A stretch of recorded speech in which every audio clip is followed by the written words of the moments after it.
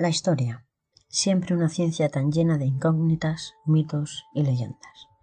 En esta ocasión presentamos a los Caballeros Templarios, quienes surgieron como un grupo de honorables que velaba por la seguridad de los peregrinos a Jerusalén, pero se convirtieron en una de las órdenes más poderosas del mundo e incluso en la principal potencia económica de Europa, independientemente de la Inquisición. No obstante, sobre su origen existen infinidad de teorías. Se dice que son descendientes directos nada menos que de Cristo. Con respecto a ellos, daría mucho tiempo para hablar, y ahora nos centraremos en su relación con algo tan cotidiano como es un simple juego de mesa popularmente conocido, el juego de la oca. Si quieres saber más, quédate con nosotros. Hola, ella es Amanda. Y él es Adam. Y aquí comienza un nuevo vídeo de un universo aparte. ¡Empezamos!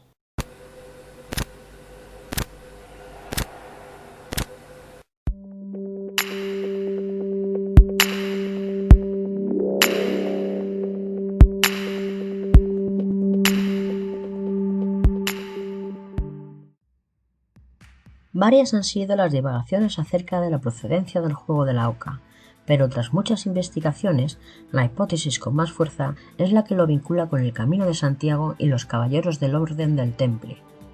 Dicha orden fue fundada entre el año 1118 y 1119 por 9 caballeros franceses tras la Primera Cruzada.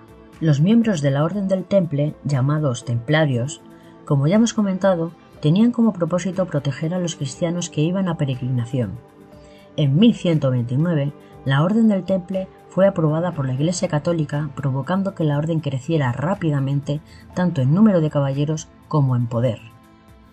Para que su función y propósito de proteger a los peregrinos fuera más fácil, tanto para los caballeros más antiguos como para los nuevos, y con ayuda de los maestros canteros, que eran los que dibujaban marcas secretas en las catedrales, los templarios idearon una guía o un jeroglífico, precisamente lo que hoy llamamos el juego de la oca. Este pasatiempo es un juego de mesa en el que los jugadores tiran un dado y hacen avanzar su ficha sobre un tablero en forma de espiral, con 63 casillas dispuestas en dibujos. Si coincide en una casilla o en otra, los jugadores avanzan o retroceden. Gana el juego el primer jugador que llega a la casilla 63, que es el jardín de la oca. No representa una alta dificultad, ya que no requiere de estrategia y es el azar el factor predominante para ganar. La guía, que ahora es el juego de la oca, representaba la ida y la vuelta del Camino de Santiago. Las primeras 33 casillas representan la ida y las restantes, hasta las 63, la vuelta. Cada casilla era un punto importante del viaje avisando de peligros, posadas, zonas seguras, etc.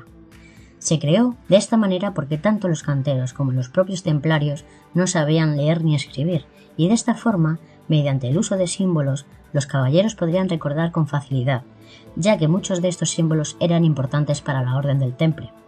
Nadie más conocía la existencia del jeroglífico, ni siquiera los peregrinos. Seguramente la orden tuviera a bien representar la oca porque para ellos fue un animal poderoso y muy simbólico, ya que es acuática, terrestre y voladora, dominando así 3 elementos. Además simboliza sabiduría y es el ave que traslada el alma al más allá, migrando y siguiendo la Vía Láctea hasta la tierra de los muertos, Finisterre. Por todo esto, la oca es un símbolo muy importante para los canteros, que la representaban con la huella de una pata, algo parecido a un tridente. Hay diversas versiones del juego, con casillas distintas y especiales en ubicaciones distintas, aunque la mayoría posee tales casillas y las primeras versiones comerciales del juego aparecieron en la década de 1880. Entre los símbolos podemos destacar el del puente. Si cae aquí, se mueve la ficha al otro puente y se vuelve a tirar los dados. Es decir, si se cae en la casilla 6, se avanza a la 12. Si se cae en la casilla 12, se retrocede a la 6, tirando de nuevo los dados en ambos casos. Representa el caso sin peaje por reinos de la península. La posada, ubicada en la 19, representa el descanso. El pozo de bronce, en la casilla 31, representa el pecado y el perdón. El laberinto representa el poder de desorientarse de los caminantes. El laberinto de la casilla 45 lleva hacia atrás, hasta la casilla 30. Esto para los peregrinos sería una alerta sobre la pérdida del camino y no buscar una alternativa más complicada. Siguiendo con el repaso del juego, la casilla 52, que es la cárcel, avisa de zonas donde solían ser abundantes los robos.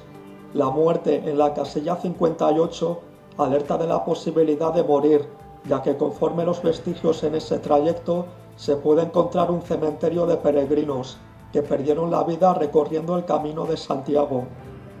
Los símbolos de los dados, casillas 28 y 53, representan el propio azar en las trayectorias del camino. La última casilla, la 63, representa el fin del viaje, que es el fin de la tierra, Finisterre. El resto de casillas y símbolos representan lugares concretos geográficos que pueden ser importantes y la Orden del Temple pone en conocimiento a sus caballeros. Para terminar, y como dato muy curioso, los templarios tenían prohibido los juegos de azar, como el ajedrez y los dados.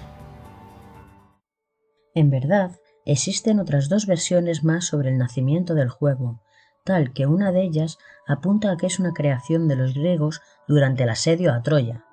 Se basa en el disco de Phaistos, procedente del año 2000 a.C., que podría ser un tablero del juego.